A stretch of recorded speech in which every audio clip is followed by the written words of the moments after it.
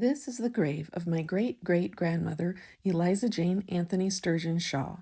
She's buried with her second husband, Alvin Aidan Shaw, shown here in Lincoln, Nebraska. It's worth noting that her birth year on her headstone is incorrect by a few years. This is why it's important to use multiple sources when researching your ancestors. Eliza Jane, who was also known as Lizzie, had 2 children with her first husband, William Turner Sturgeon, including my great-grandmother. She had 3 children with her second husband, Alvin. After the death of her first husband, she married Mr. Shaw and they moved from Indiana to Nebraska, leaving my great-grandmother behind as a toddler with Eliza Jane's parents. The train took the Shaws to Grand Island, Nebraska, which was at that time the end of the railroad. The remainder of their journey was by wagon to Sargent, about 90 miles.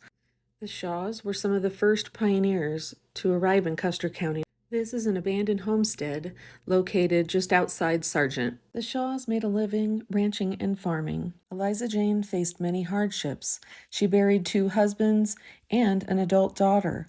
This week, I found an account of a harrowing prairie fire that got out of hand. I will post a separate video reading the account of the fire, but Mr. Johnson, who wrote this account, was the one who assisted in putting the fire out. He stated it was certainly the worst prairie fire I had ever seen, and I helped to fight it all day.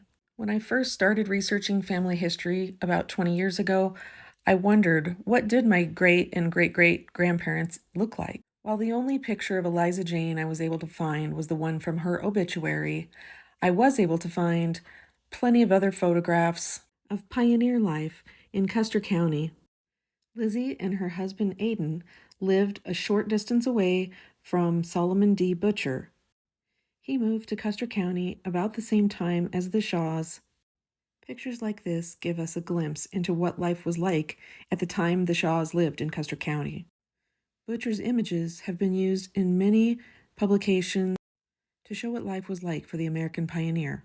Lizzie's daughter Mona died in 1924, poisoned by her husband so he could marry another woman. 100 years ago, Lizzie stood on this spot and buried her adult daughter. Eliza Jane was a hardworking woman and someone who inspires me.